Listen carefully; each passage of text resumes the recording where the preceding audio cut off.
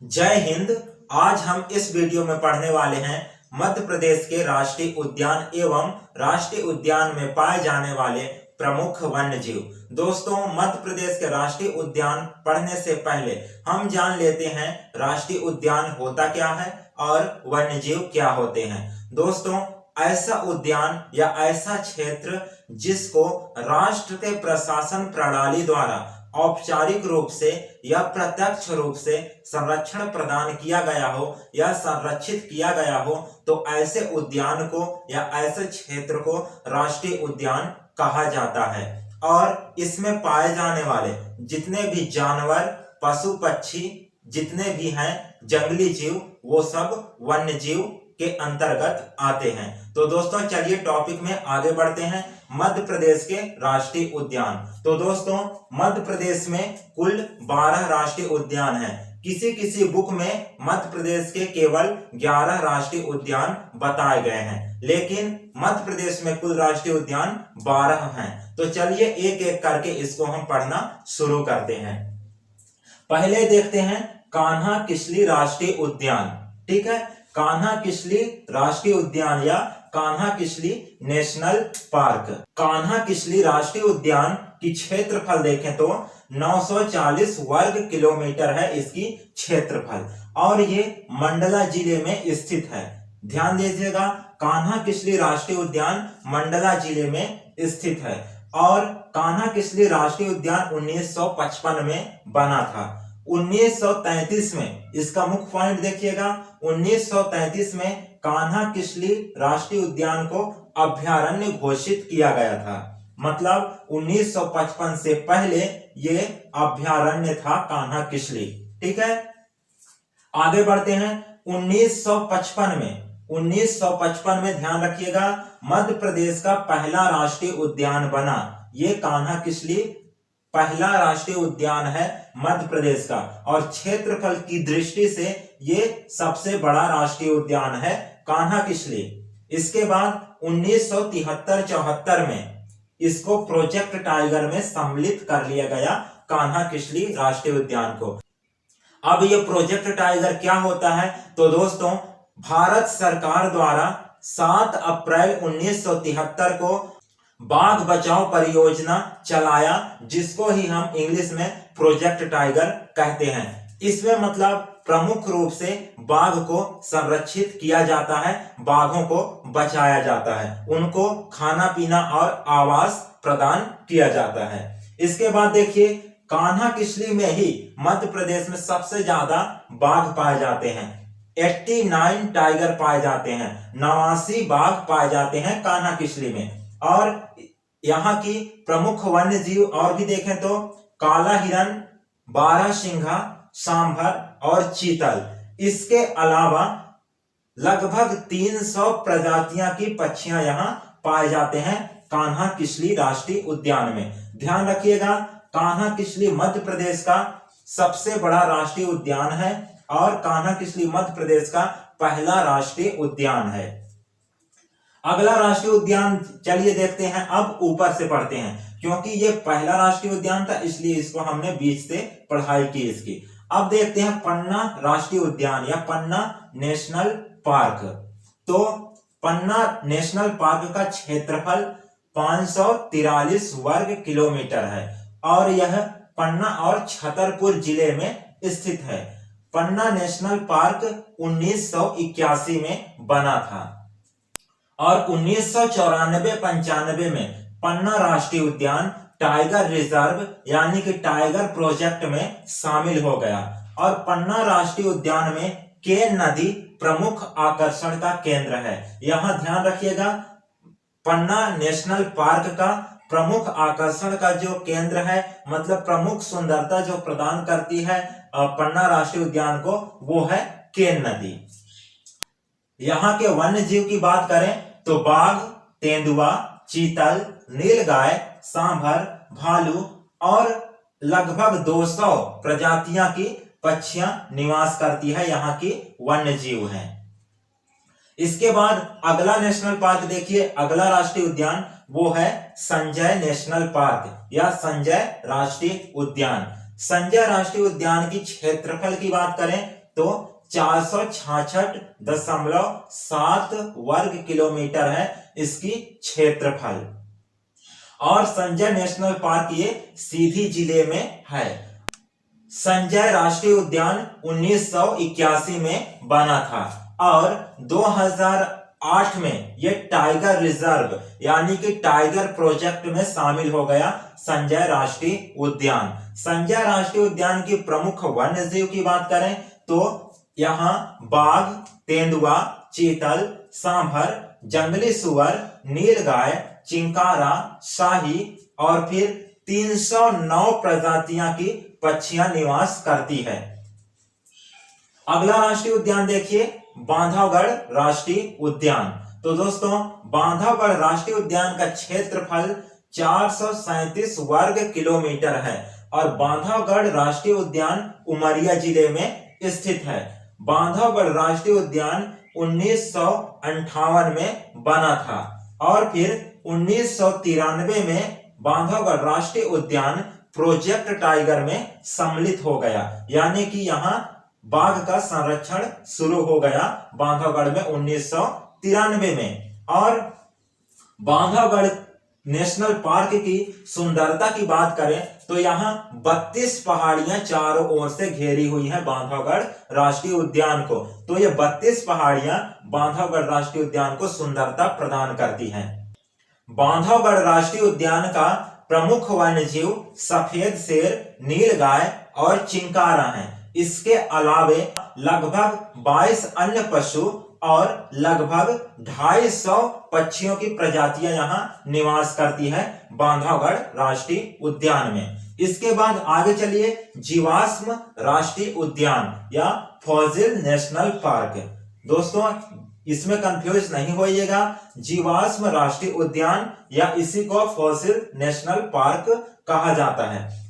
जीवाश्म राष्ट्रीय उद्यान का क्षेत्रफल 0.27 वर्ग किलोमीटर है और यह धुधुआ नामक स्थान पर डिंडोरी जिला में है। और फिर जीवाश्म राष्ट्रीय उद्यान 1968 में बन गया था, मतलब फॉसिल नेशनल पार्क जो है 1968 में इसको घोषित किया गया था। और यहाँ प्रमुख रूप से नीलगिरी जीवाश्म पाया जाता है, मतलब नीलगिरी जिसको हम गांव में लिस्पिट कहते हैं, तो लिस्पिट के पेड़ का यहाँ जीवाश्म पाया जाता है।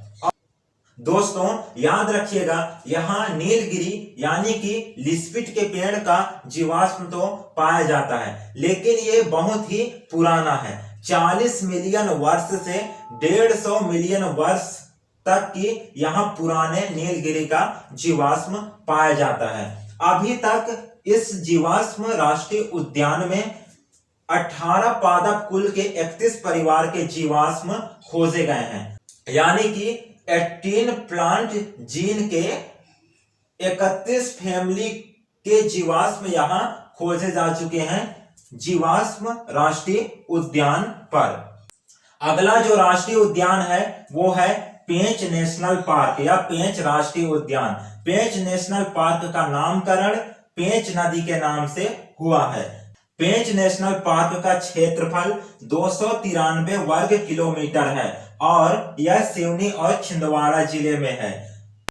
पेंच राष्ट्रीय उद्यान 1958 में बना था और 1993 में यह टाइगर प्रोजेक्ट में शामिल हो गया था। यहाँ का प्रमुख वन्य जीव देखें तो चीतल, सांभर, नीलगाय, जंगली भैंस और 65 बाघ और लगभग 210 पक्षियों की प्रजातियां यहाँ पाई जाती है पेंच राष्ट्रीय उद्यान में। और दोस्तों ध्यान दीजिएगा कान्हा राष्ट्रीय उद्यान के बाद दूसरे नंबर पर सबसे ज्यादा बाघ मध्य प्रदेश में पेंच राष्ट्रीय उद्यान में पाया जाता है। यहाँ 65 बाघ, यहाँ बाघ की संख्या पेंच राष्ट्रीय उद्यान में 65 है और कान्हा किसली में 89 बाघ की संख्या है।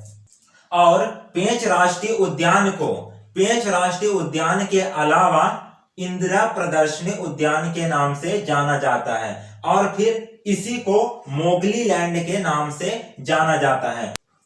अब पेंच राष्ट्रीय उद्यान को मोगली लैंड के नाम से क्यों जाना जाता है, तो दोस्तों ध्यान दीजिएगा, रुडयार्ड किपलिंग के द्वारा भारत के जंगलों पर आधारित बुक लिखा गया, जिसका नाम रखा गया द जंगल बुक, जिसमें प्रमुख पात्र मोगली रखा गया है, जो कि पेंच राष्ट्रीय उद्यान से प्रेरित होकर द जंगल बुक लिखा गया था और उसका प्रमुख जो पात्र है वो मोगली है। इसीलिए पेंच राष्ट्रीय उद्यान को मोगली लैंड के नाम से जाना जाता है। इसके बाद चलिए देखिए अगला राष्ट्रीय उद्यान, तो वो है ओमकारेश्वर नेशनल पार्क।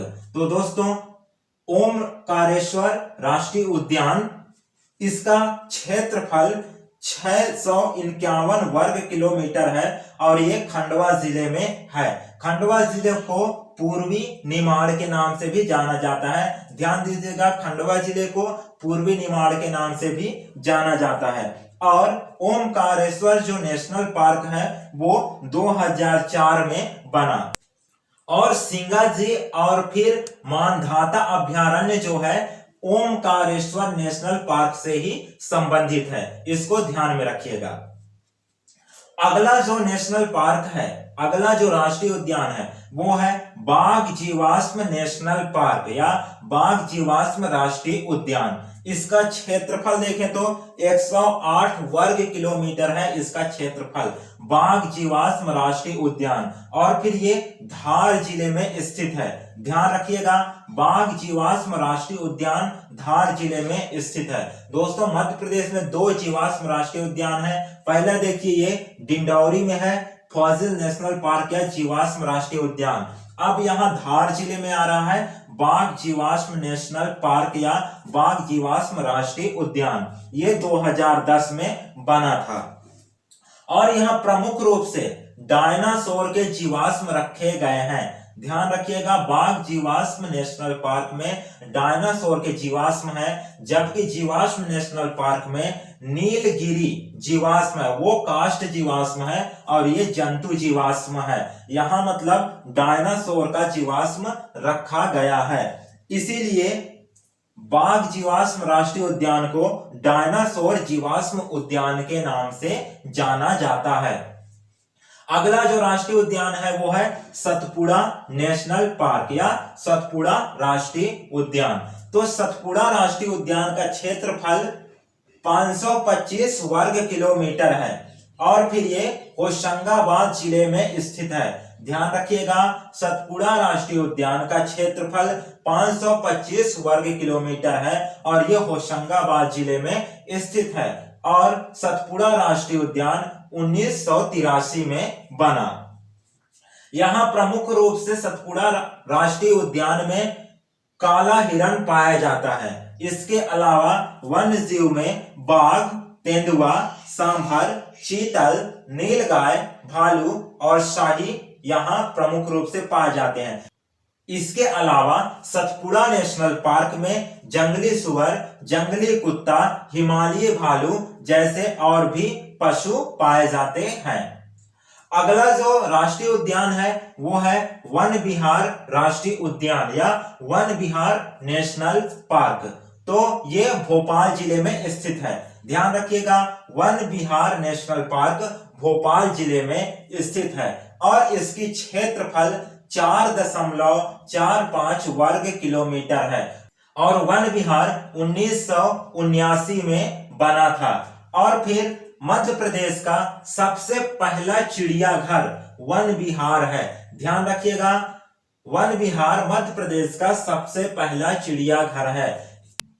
और आपके जानकारी के लिए बता दूं कि मध्य प्रदेश में 3 चिड़ियाघर हैं, एक इंदौर में है और एक ग्वालियर में है और जो तीसरा है वो है वन विहार और ये भोपाल जिले में है और ये मध्य प्रदेश का पहला चिड़ियाघर है और सबसे बड़ा चिड़ियाघर वन विहार ही है। और इसके बाद ये रेस्क्यू सेंटर भी है वन विहार। ध्यान रखिएगा, रेस्क्यू सेंटर भी है वन विहार। यहाँ मतलब मध्य प्रदेश में जितने भी जंगली जानवर मतलब कैद किए जाते हैं, रेस्क्यू किए जाते हैं, उसको वन विहार में ही ले जाकर छोड़ा जाता है।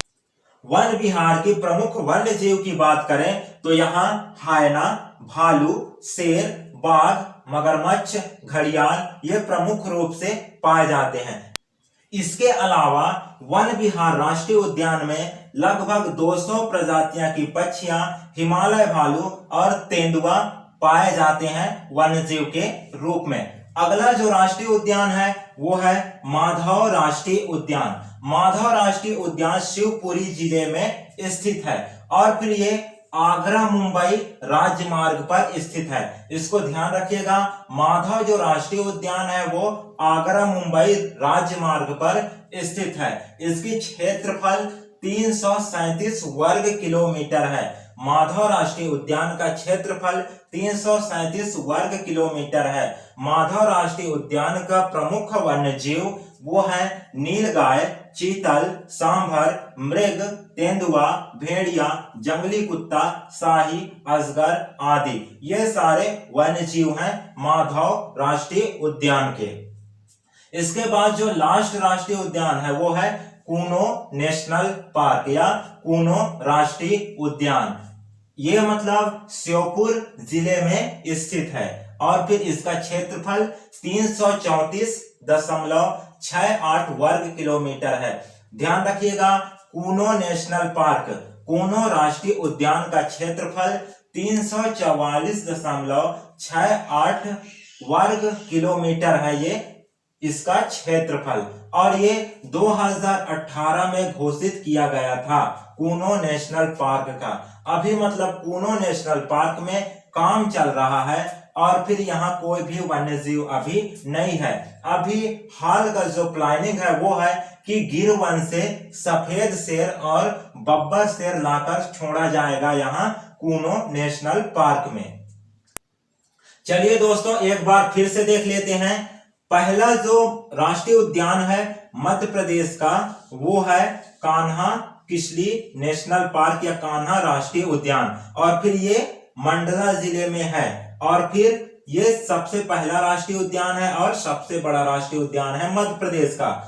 और फिर ये जीवाश्म राष्ट्रीय उद्यान, जीवाश्म नेशनल पार्क या फॉसिल नेशनल पार्क, ये धुधुआ नामक स्थान पर डिंडोरी जिला में स्थित है और फिर ये मध्य प्रदेश का सबसे छोटा राष्ट्रीय उद्यान है।